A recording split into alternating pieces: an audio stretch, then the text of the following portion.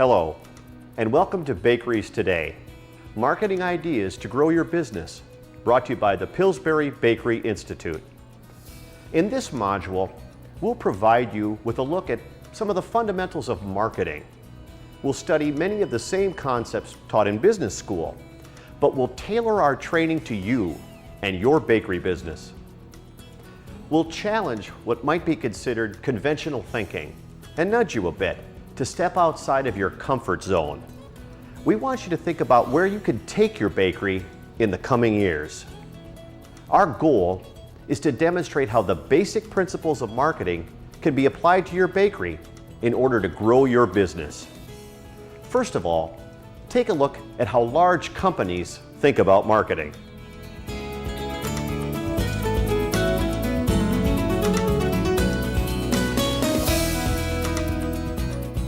A chart that complicated doesn't exactly shed light on the science of marketing, does it? I promise, we'll look at the marketing process again, but I'll help break it down into a form that will make a lot more sense. Many bakers look at their display case as a form of marketing, and that's absolutely right. The display case, in fact, the appearance of the entire store, is one form of marketing. Before we look at other types of marketing for your bakery, let's define the term marketing strategy. A strategy involves making a choice to perform actions that are different from your competition. A strategy is the creation of a unique, valuable position based upon those differentiated activities. And it should be understood, a strategy will involve trade-offs. It means you must not only choose what to do, but you must also choose what not to do. To better understand your bakery's opportunities, you could perform your own marketing analysis. You would do this by first looking at a marketing model called the 5 C's. You first assess your strengths as a company. What are you good at? What resources can you draw upon for success? And are you wasting time and energy on things that are beyond your capabilities? Next, you look at your customers. Who are your current customers? And how can you better serve them? And can you identify new potential customers and ways to reach them? You'll study your competitors and measure your strengths and weaknesses against them.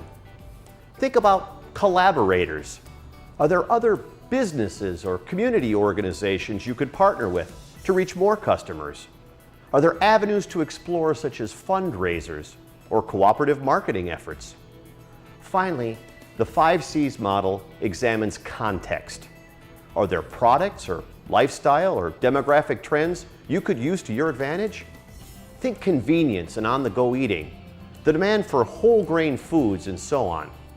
The key is to settle on a marketing strategy that allows you to choose something you're good at, addresses customer needs, and one that sets you apart from the competition.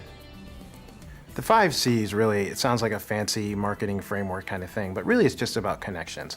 How do you connect with your customers? How do you connect with your collaborators in your area? So for instance, if you think about other businesses where people might go to buy greeting cards at the greeting card store, or if they're going to the party store to get party supplies, these are natural collaboration opportunities for you to help grow your business, because as people are going out to celebrate an occasion, they're naturally going to make stops at these places. So if you give them your flyer, your business card, and they give you their flyer or their business card, you're going to be able to grow each other's businesses and capture customers that otherwise might not have walked through your front door. And so that's just one example of a way that thinking about the 5 C's can really help you grow your business and succeed long term. Segmentation, targeting, and positioning are all part of the jargon marketers use to further narrow the approach during the analysis process. Segmentation is looking differently at customers with different needs. For example, could you tailor an offering especially for business customers, knowing they have a need for convenience? Targeting is determining which customer segment your bakery can best serve, and positioning involves looking at what customers think of your bakery. This is your brand image, and what you wish customers to think of your bakery, your brand identity. Don't try to be all things to all people. You must decide first who your customers are, whether it's soccer moms, commuters, or tourists, for example. Then decide which customer group is most important to you, and then position your bakery to best fulfill those needs. These could be simple things to be effective. If, for example, your target customer segment is moms with kids, you might need a slightly more kid-friendly setup in your bakery. If the majority of your sales and profits come from wedding cakes, then think of different ways to reach that target audience. How else can you get to engaged couples? On a personal note, I was just married several months ago, and prior to the wedding, my fiance and I had to go to a pre-marriage retreat at our church. There was a local bakery that donated a couple of cakes to that event. They wrote their name on the cake, they had signage, they had business cards available to folks, and as a result of that, there were over 100 engaged couples looking to arrange their wedding that knew all about that bakery. A number of them followed up with that bakery and used their cakes for the wedding, and I personally bought my cake from the bakery. An analysis of the marketing mix can help you serve your customers' needs. For this, we look to the marketing model called the 4 Ps. Take a hard look at your product. What are your signature products? What are your most profitable products? How can you grow your most profitable products? Examine your price. How do you set prices? Does your pricing cover all relevant costs? Have you considered any bundling of product to drive sales or margins? For this, think value meals or meal combo ideas, such as selling coffee with a donut and so on. Promotion is the next P. What do you do to promote your bakery? What tools do you use? What's working best? And how can you do more of it? And finally, place, which is really about distribution. Think of ways you might increase the appeal of your merchandising and front of house experience. Are there other means you could use to get more products to more customers? For example, delivery services. I'd challenge you to look at a 5th P, and that's profit. And that ties into price. You've got to take into account all of the input costs going into your product, and that's not just commodities. And if you're looking at an environment whereby we're at historical highs on commodities, you look at the prices of wheat, you look at the prices of oil, corn, dairy, sugar, etc. And if your price is the same as it was 18 months ago, you're really putting your business at risk. You've got to factor in those inputs on an ingredient side. Also take a look at labor. Take a look at the talent that it takes you to put together these beautiful baked goods. Don't charge the same thing that they're charging at the supercenter down the street. You can't compare yourself to those folks. They purchase on a massive, massive scale, and you're not going to charge the same thing for a Chevrolet as you would for a BMW just because they're both cars. Focus on your specializations. Focus on what's unique about your products. Hopefully by now, this marketing process flow diagram is starting to make more sense. When you've examined and developed your marketing strategy, you can then focus on growing your business. There are only 2 ways to do this. Bring in new customers and get your current customers to do more volume, to spend more. We now move to the final stage of the marketing process. Think about customer acquisition. What tactics are you using to sell to new customers? Customer retention. What are your tactics for keeping customers and selling them more? And finally, profits.